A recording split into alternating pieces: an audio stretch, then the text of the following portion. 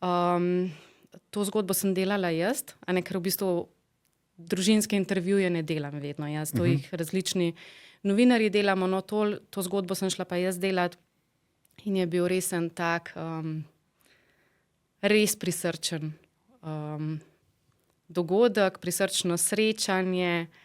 Res neverjetno je že to, da lahko doživiš, da imaš to milost, da doživiš 70 let skupnega življenja. Jaz mislim, da tega ne bom doživela, no sem se tudi malo prepozno po moje poročila. Si že zračunala? Ja, predvsej bom stara, pa verjetno tudi malo že dementna takrat.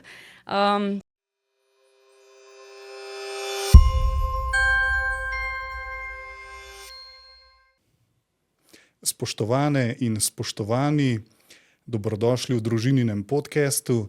Tole je nov v seriji podcastov, v katerih se malo oziramo nazaj v preteklo leto, kaj je bilo zanimivega, kaj je bilo odmevnega in kaj je bilo aktualnega in vrednega omembe. Kot sem rekel, delam te intervjuje, kratke pogovore, pravzaprav za sodelavci družin na družini in sicer z uredniki raznih področji, in tokrat imam pred sabo urednico naše družine, Ano Rupar, ki je dolgoletna sodelavka pri družini in kar nekaj časa že verjeten, ali kako, a se motim, ker jaz sem nov, pa ne vem nič kaj dost, kako se dogaja. Ja, lep pozdrav. V bistvu urednica naše družine sem pa zdaj že 4. leto. Tako da je kar nekaj časa. V tem času se je tudi, kakor vem, iz ene take manj priložne družine v prav eno posebno posamezno prilogo, ali kako je že bilo ta razvoj? Ne, to je bilo pa že prej. To je bilo pa, zdaj bo 7 let nazaj, ko je v bistvu naša družina iz mesečne priloge prerasla v tedensko prilogo. Tako da je zdaj v bistvu že kar dolga leta družina vsakič bogatejša še za prilogo naša družina. Torej vsak teden, tedenska priloga. Veš, kaj me zanima, nekaj časa, se ne spomnim čistočen, sem spremljal, ampak sem pozabil, nekaj časa je bila priloga obogatena z RTV programom, pa pol ni bila, pa je pol spet bila. A je bilo tako, a ni bilo? A se jaz nekaj narobe spomnim? Zdaj to, ko podankost, jaz ne bi vedela. Ker tudi jaz nisem pa spet toliko dolg na družini. Jaz sem namreč prišla ravno takrat, ko je v bistvu naša družina postala tedenska priloga. Prej, ko je bila mesečna, ni bilo sporeda, zato ker ne moreš delati mesečno RTV sporeda. Je pa imela družina vseeno takrat, ko je bila naša družina še mesečnik, Kažipot, ki je bil pa namenjen prav sporedu. Potem se je pa to dvoje združilo. To mi nekaj imam v spominu, da je bilo nekaj s tem RTV-jem, pa nekaj časa se mi zdi, da ga ni bilo, pol je pa verjeten. Spored je kar pomembna stvar. Naši naročniki, predvsem starejši, imajo to zelo radi. Tako da smo veseli, ko je v bistvu tudi naša družina pol ima to priložnost, da je ves čas tam na mizici, cel teden praktično. Ves čas spremlja. Tako. Se tako je najlepše. Glede na to, da sva rekla, da bova malo pogledala za nazaj, nas zanima pravzaprav vse, kateri dogodki ali kateri, recimo temu, prispevki so v tebi odmevali, kateri so se tebi zdeli tisti, ki so mogoče najboljši, ali pa tudi ne, ali pa se pravim taki, ki so mogoče te zaznamovali v tem letu. Spravi, oziroma se na preteklo leto. V bistvu tako je, naša družina je specifična priloga, je bolj tematsko vedno zasnovana, ne sledi toliko zdaj konkretnim dogodkom, ampak so vedno to neke teme povezane z družino, z vsemi generacijami v družini.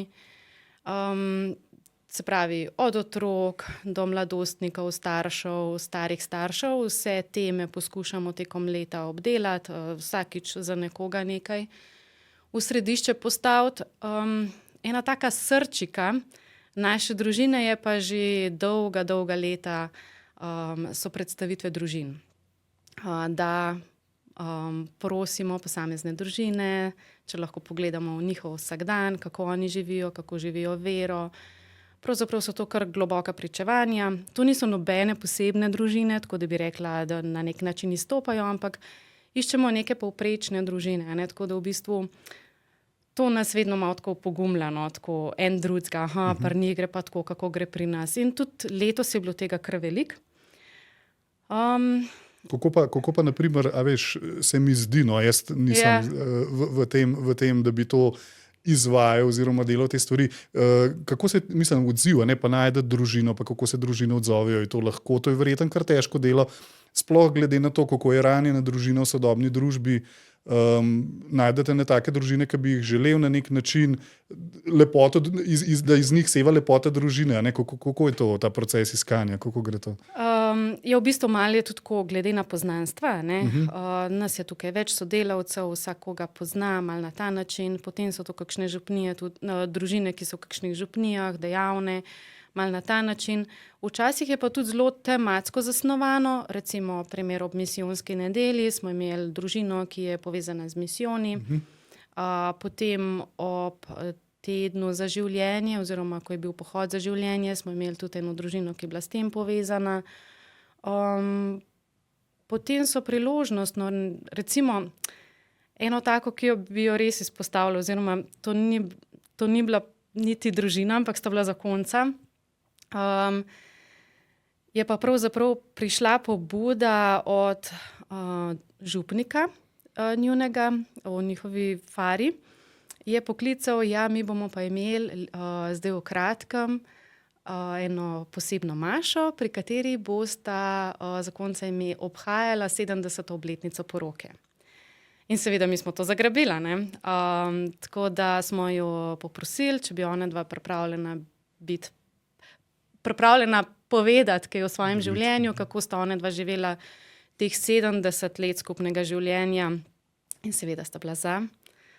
In se mi zdi, da to je bila pa ena tistih zgodb, ki v meni letos res odmeva, no, tako, ki mi je res v lepem spominu ostala. To zgodbo sem delala jaz, ker v bistvu družinske intervjuje ne delam vedno jaz, to jih različni novinarji delamo, no, to zgodbo sem šla pa jaz delati in je bil res en tak res prisrčen dogodek, prisrčno srečanje. Res neverjetno je že to, da lahko doživiš, da imaš to milost, da doživiš 70 let skupnega življenja. Jaz mislim, da tega ne bom doživela, no, sem se tudi malo prepozno po moje poročila. Si že zračunala? Ja, precej bom stara, pa verjetno tudi malo že dementna takrat. To, da doživiš potem, da si skupaj toliko časa, ne, sploh ob dinamiki sodobnih družin in ob vseh ločitvah in vsem, je to res eno tako izjemno pričevanje. Pa tudi to, no, zelo vitalna sta ta gospa Marija pa gospod Ivan. Ko so prišli s fotografinjo tja, no, jo presenetili, kakšen vrt, sadovnjak imata in potem razlagata, saj to pa še midva vse skrbiva, gospod če drevje obrezuje.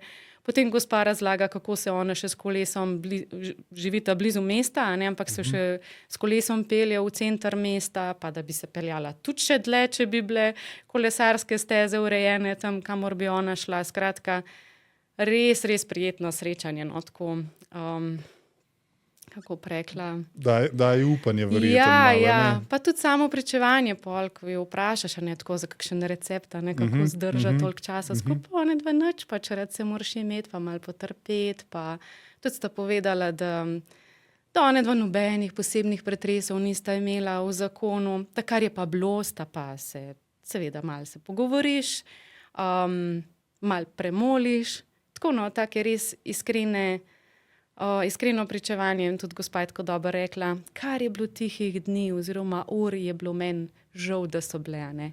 In da tudi, če sva že 70 let poročena, to je že dolga doba, ampak jaz bi bila še in še poročena. Tako, res lepo, no. Res lepo, ja. Res lepo.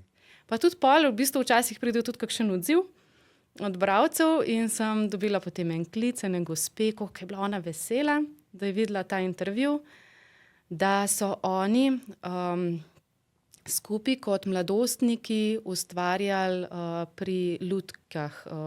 Ta gospod Ivan pa Marija sta sodelovala v gledališču, v lutkovnem gledališču, so delali sami lutke, pa predstave delali za otroke, pa tako sta tudi razlagala, kako je bilo to pred 70 plus leti animirati otroke.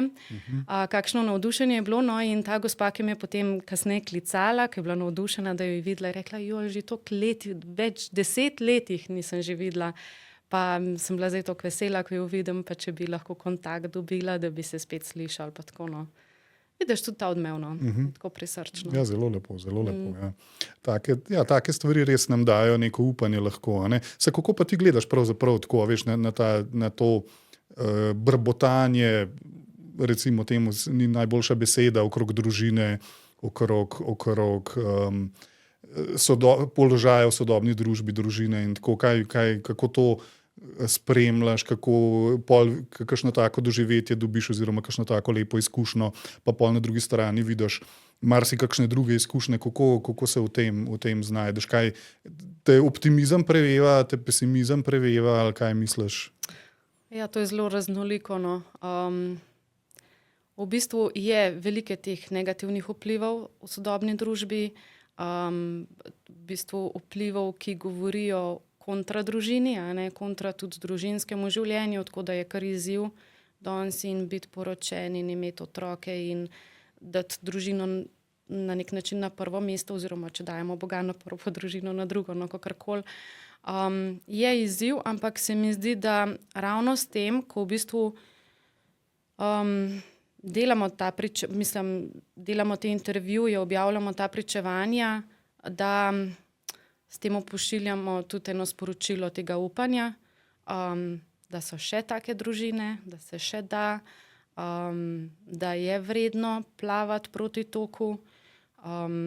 Tako, no, tudi v bistvu sama naša družina, jaz se ves čas trudim tako, da iščemo čim bolj pozitivne zgodbe, ne? Ker v bistvu naša družina je priloga tedniku. V tedniku je v bistvu tednik ves čas spremlja aktualne zadeve, ne? In tudi naslavlja problematike in tako naprej. Medtem ko naša družina mi je pa, saj jaz se ves čas tako trudim, no, da prinaša neko upanje, nekaj pozitivnega, ker meni se zdi, da mrgoli danes negativnih novic, ne, in je pozitivne res težko najti. In je prav, da se vsaj nekje trudimo, zato da tudi to pozitivno prinašamo, ne. Ja, ker to je zanimivo, ne, zanimivo je to, se ful strinjam s tem, ker, a ne, občasno smo katoliki ali pa torej kristjani obtoženi, da pretirano te pozitivne naše, pa da se preveč povzdigujemo v neki moralni drži ali kaj s vem o čem. Medtem ko pa, tako kot si ti opisala, pa razumem, ker družina je pa res, se vse drugo sliši, kot pa to, je tega res malo v družbi, da bi človek rekel, da pa res neke lepe izkušnje lahko tudi sliši. Sicer seveda, tiska pol stalno to bere, pa se ni zmer tako lepo, Ja, lahko reče. saj lahko povem, da v bistvu slišimo tudi kdaj, kakšno tako kritiko. Ja, saj vi imate pa zmer sam tiste popolne družine, ne. Jaz ob temu iskreno povedano sam ne smejem, zato ker pač sama imam družino, tudi živela sem, vsak od nas je živel v družini, in vsi dobro vemo, da ni popolne družine, da je nemogoče, da bi bila. In pač si mislim, kdor pač si misli tako, da predstavljamo samo pozitivne družine, nima lih najboljšega pogleda vse skupaj. Stvar je pa tudi v tem, da meni je malo hecen, da bi pa mi zdaj te družine tam predstavljali vse probleme, ki jih imajo oni, pa tudi včasih človek niti tega noče toliko izpostavljati, no, iskreno povedano. Zakaj ne bi izpostavljali neke pozitivne stvari? Saj seveda tudi vprašamo, kaj so izzivi v zakonu, kaj so izzivi v vzgoji, in vsak tudi to pove.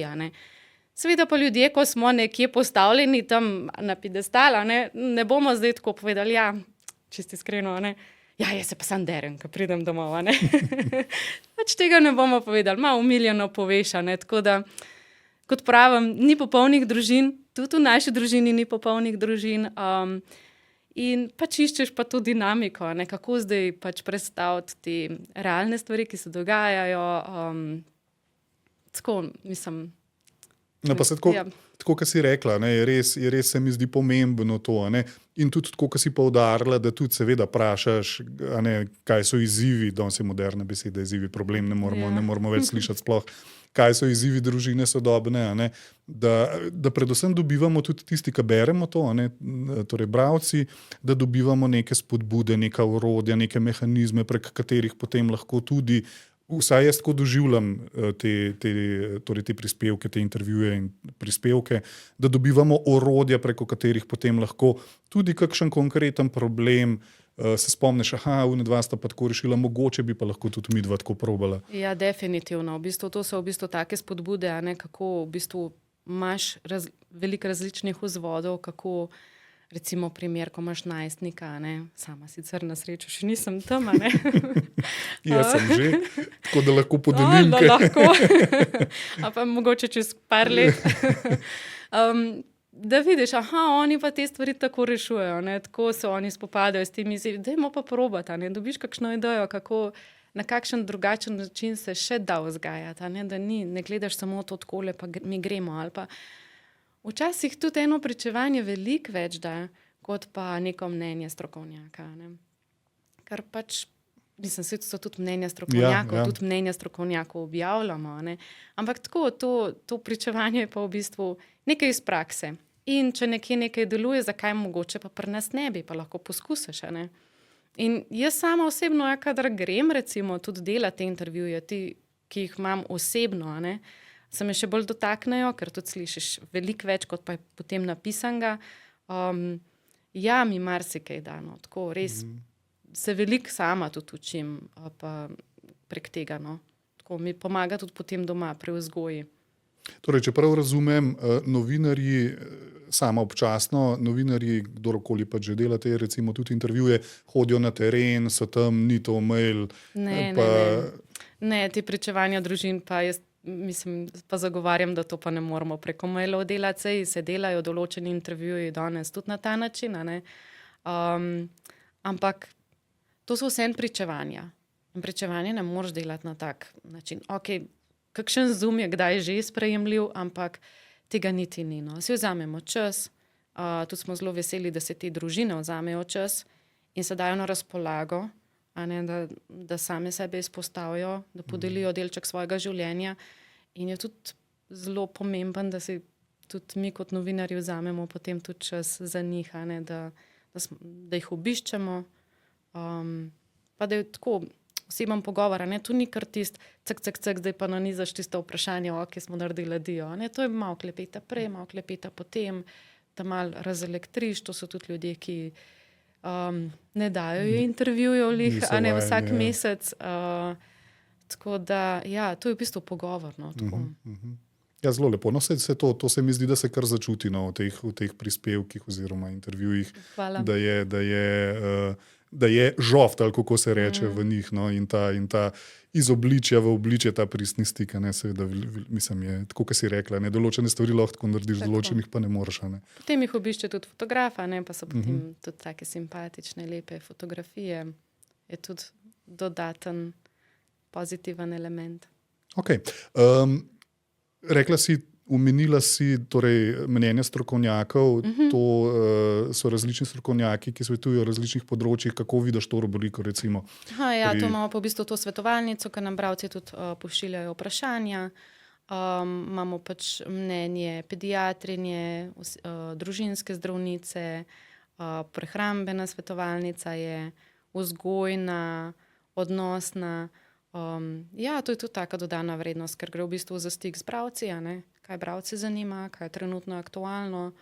Recimo takole, pozimi so vedno aktualne kakšno vprašanje v zvezi s tem, kako krepiti imunski sistem, pa ostati zdrav, pa se boriti predvsem proti vsem gripam, prehladom in tako naprej. Zelo veliko je tudi vprašanja na področju prehrane, a ne, kaj je zdaj zdravo, ni zdravo. Tako, to se mi zdi ena tudi taka pomembna dodana vrednost. V bistvu so to stvari, ki se dotikajo življenja nas vseh. Pa se ti zdi, da se kaj spreminja ta koncept teh vprašanj, da so bila, ko si začenjala, vprašanja drugačna, kot so danes, mogoče v kakšno drugo smer, kakšne druge teme bolj poudarjene, ker te trendi trendi, kako se temu reče, samo pomoči, ali kako bi človek s tem sploh rekel, se malo spreminjajo. Če je v enem obdobju mogoče prehrana zelo pomembna, v drugem nekaj drugega. Zdaj, v bistvu mi imamo tako ciklično, so ciklično, da se strokovnjaki sledijo, razporedimo to, drugače samo vprašanja pa seveda se spreminjajo, tako kot se mora vzgoja ves čas malo prilagajati sodobnim trendom, danes zelo recimo v ospredju so kakšno vprašanje, kdaj otroku dati telefon, kdaj je zrel za to. To so stvari, ki jih mogoče 10 let nazaj, 10 let že, tako pač pred 10 plus leti niso bilo toliko v ospredju. Take stvari. Ali pa recimo drugače ena taka stvar, ki je bila letos, kar odmevna je bilo to v začetku leta, ne vem, če se spomniš, ko so v bistvu šole dobile grožnje. Skratka, in potem smo starši dobili sporočila, da je bila grožnja šolam in tako to vzbudi strah v starših, kaj je zdaj to. In se mi je zdelo zelo na mestu, da imamo tudi tega strokovnjaka, ki malo pojasni, kako otroci to doživljajo in kako se z njimi o tem pogovarjati, kako starši pristopati, od pogovora do tega opazovanja, kako otroci recimo tudi kasneje se lahko še na vse to odzivajo, o vseh teh spremembah. To so stvari, na katere se treba pač tudi konkretno odzivati, na stvari, ki se dogajajo v družbi, ki smo jih deležni.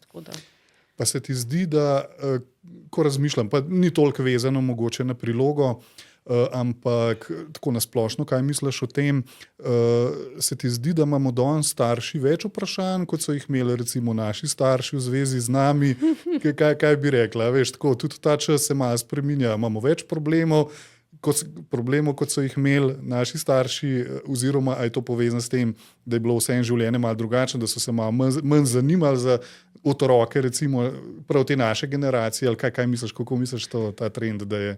Ja, jaz bi rekla, da v bistvu to se zelo spreminja. Zanimivo, ravno 2 dni, 3 dni nazaj sem poslušala eno tako predavanje, kjer je bilo rečeno, da v bistvu, ko smo bili mi, ali pa oziroma še kakšne generacije pred mano, da so bili otroci tako malo zazravani. V bistvu so starši, ki je preveč posvečali vzgoji, važno, da je bilo poskrbljeno za streho nad glavo, da so imeli toplo obleko, da so šli v šolo in tako naprej. Ni bilo pa toliko poudarka na predajanju ljubezni, teh čustev, tako da tega menda ni bilo toliko zdaj. Jaz točno ne vem, jaz sem mogoče pol že tista generacija, kjer je bilo malo tega poudarka. Ampak bi rekla, da se danes veliko več ukvarjamo z vzgojo. A bomo mi zdaj dali ta pravo vzgojo, a bo se mogoče tudi veš, kako je pri prvem otroku, ko mislimo, da bomo izumeli najboljšo vzgojo in da to je pa zdaj to, pol se pri drugem, tretjem se malo začnejo stvari podirati. Ampak si mislim, da nasplošno, da se precej več ukvarjamo s tem, da iščemo, kar niti ni toliko narobe, da več razmišljamo o tem, kakšne ljudi bomo vzgojili, kaj bi otrokom radi predali in kaj želimo, da bi oni odnesli iz te primarne družine. To je čisto analogično posledično vprašanje, da ti zastavim. Se ti zdi, da nam gre ob povečanju vprašanj, kako in kaj, da nam gre boljše, da nam gre s tem slabi? Kako bi rekla družne, veš, ko opazuješ družbo, veš, če imaš kakšen.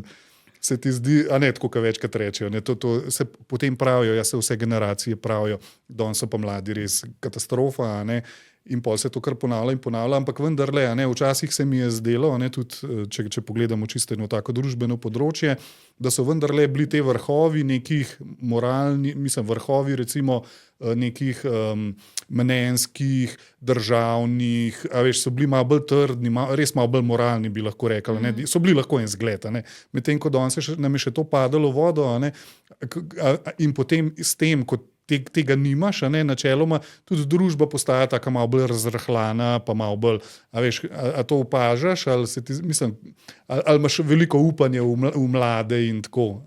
Seveda pač so to spremembe, ki se dogajajo, zdaj imam jaz upanje v mlade, ali ne, malo ga moram imeti, imam upanje v moje otroke, v naše naslednike. Ja, veliko se je poskušala, ne, pri sami vzgoji. Vsi vemo, koliko je bilo v bistvu tudi teh poskusov permisivne vzgoje, predvsem, ne, pa škode na tem področju, ki je bila narejena. Se ti zdi, da smo že ven iz tega? Ali? Ne vem. Mislim, se mi zdi, da je več mogoče zavedanja o tem, da to ni v redu, a ne, da to ni ta prav pristop. Zdaj, ali smo ven iz tega, da ne vzgajamo več tako, pa težko rečem. Mogoče je danes drug ekstrem to, da se, tako sem prej rekla, ne, da so bili otroci za zraven, da se pa mogoče pojavlja ravno to, da je vpliv teh telefonov, a ne. Pa ne mislim samo otrok oziroma mladostnikov, ne, da so oni veliko na telefonih. Bom kar rekla v prvi osebi, da smo starši veliko na telefonih, a ne, in da v bistvu ne daješ tisto pozornost, ki bi jo lahko tisti čas dal otroku, namenjaš telefonu, a ne, in je spet otrok tam nekje zraven, a ne. Ne vem, ali nam gre boljš ali ne, pač družba se ves čas spreminja, a ne. Mislim, da idealne vzgoje, tako kot tudi idealne družine, ki sem prej rekla, tudi idealne vzgoje ni in jo nikoli ne bo, po moje. Vendarle je prilagojeno vsakmu otroku, ne, tako da ni nekega sistema. Pa vsakodnevnim izzivom, a ne. Tako da, No, se mi pa zdi, da vendarle, a ne, naša družina kot taka pa prispeva mozaik, kamenček v tem mozaiku, da vseeno imamo te smernice malo bolj pošlihtane. Pa tako, ja, pa predvsem ta katoliški vidik, a ne, dodata, ne, ker tega ni veliko v slovenskem medijskem prostoru, oziroma praktično to, zdaj, mislim, da je edina taka revija oziroma je priloga, ki je namenjena prav družinam vzgoja. Ne, saj imamo spletne medije, ampak tiskano je pa to praktično edina in je prav, no, da so tudi te mediji, da tudi imamo to možnost. Če te ne bom preveč v zadrego spravil, bi te vseeno to vprašal. V čem vidiš to, kar si rekla, katoliški, kaj se ti zdi neka dodana vrednost tega našega gledanja na družino, kaj bi rekla? Ja, kar težko vprašanje. Mislim, ni, no. Se moram malo pomisliti. Ja, veš, kaj je mogoče tisto, na kar se katolik nasloni, pa mogoče nek, recimo temu ateist ali pa agnostik ali pa ne vem, kdo nima tega. Recimo. Mislim, jaz bi recimo rekla predvsem ta vpliv, a ne, ki ga ima sodobna družba z vsemi ideologijami, a ne. Že če se tukaj ustavim, je primer ideologije spola, a ne. Se mi zdi, da je katoliška družba še nekako edina, ki se zoperstavi temu, a ne. Tudi tem vplivom, ki lahko prihajajo recimo v izobraževalne sisteme, a ne, da čist primer, ko imaš otroka, pa se učijo o družinah, a ne, kakšne družine so, pa mene osebno ne moti to, da se učijo, a ne, kakšne družine vse obstajajo, zato ker se mi zdi tudi, da se s tem učijo tudi strpnosti otroci. Hkrati pa, da jaz, če imam to zaslombo te katoliške vzgoje, a ne, da znam tudi otroku ga malo izvati, kaj se pa njemu zdi glede družin, kakšna družina je v redu, ni v redu, ali lahko v kakšni družini najbolj odraščata, ne, kje otrok lahko največ dobi, a ne, da se lahko tudi na to naslonima, ne. Tako, to je en tak vidik, no, ki ga danes v družbi težko kje drugje dobiš, a ne. Ja. Pa tudi sam nasploh vzgoja v veri, a ne. To je pa tudi kar velik izziv, ne. Vsi vemo, da ni enostavno vzgajati v veri, sploh glede na vse vplive, ki prihajajo od drugod. Marsikaj drugega je veliko bolj mamljivo. Ampak mi želimo to otrokom predati, a ne. Ja, ker verjamemo, da je to resnica, ne. In kaj češ drugega predajati kot resnico, a ne, otrokom. Super. Ana, veš kaj, vprašal bi te še mogoče za zaključek, če imaš še kaj za izpostaviti, kakšno rubriko, kakšno zadevo, o kateri bi še rada spregovorila v kontekstu naše družine, torej priloge družine. Je še kaj tazga, na kar si se spomnila v tem krajši debati, ki sva jo imela da smo mogoče pozabili ali pa. Mislim, rubrike veliko, tem je veliko vsega se izmenja tekom leta. Mogoče lahko izpostavim še eno temo, ki je bila taka zdaj bolj v zadnjem času v ospredju, je bilo pa, ko sva se že ravno pogovarjala v vzgoji, v veri in tako naprej, je pa recimo položaj družin v župnijah. To se mi zdi, da je bil tudi ena taka stvar, no, ki smo jo mal ovrednotili. Tema je bila v bistvu tudi na pastoralnem tečaju v Meški škofiji in potem smo mi tega gosta povabili tudi k intervjuju.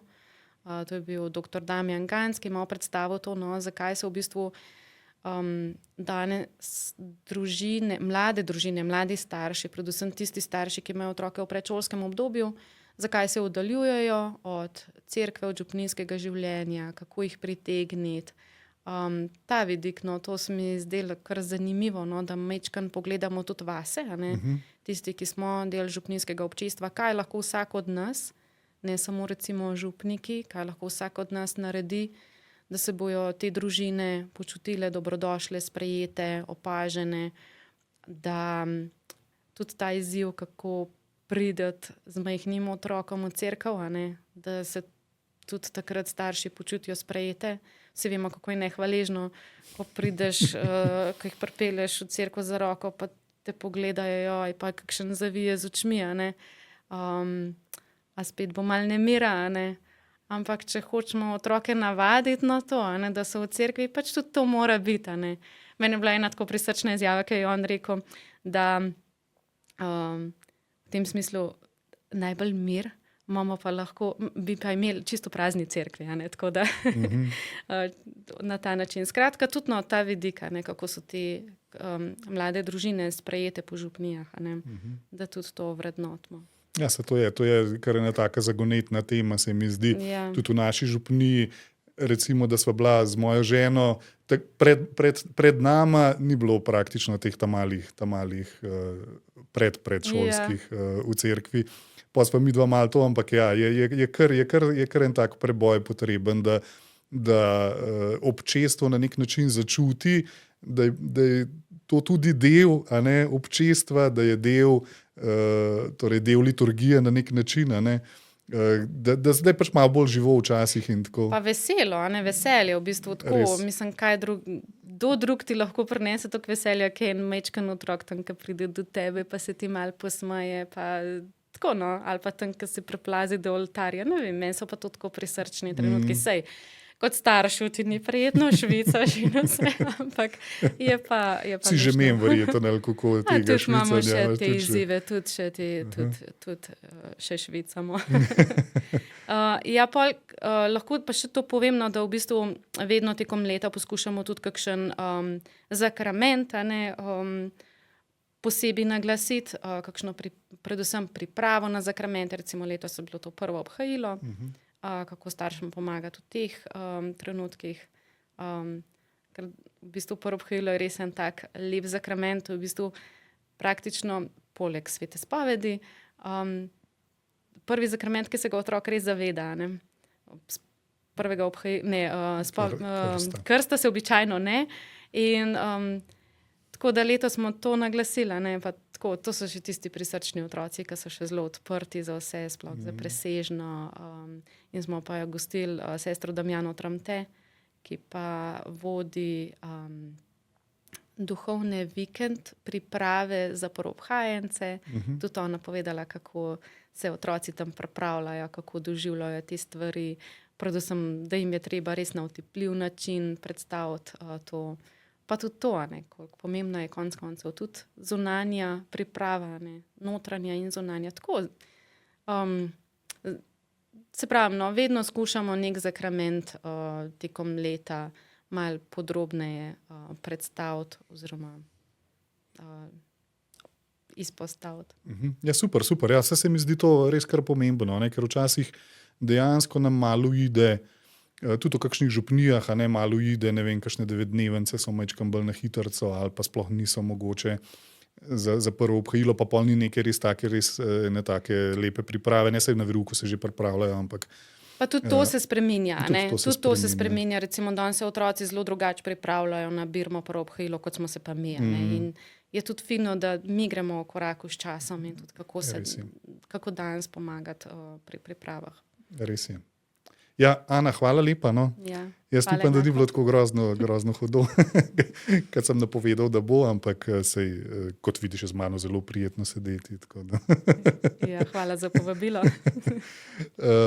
tako da, spoštovane in spoštovani, tole je bil seveda nov pogovor v seriji torej, zaključkov leta oziroma nekakšnih povzetkov tega, kar se nas je dotaknilo v preteklem času, v preteklem letu.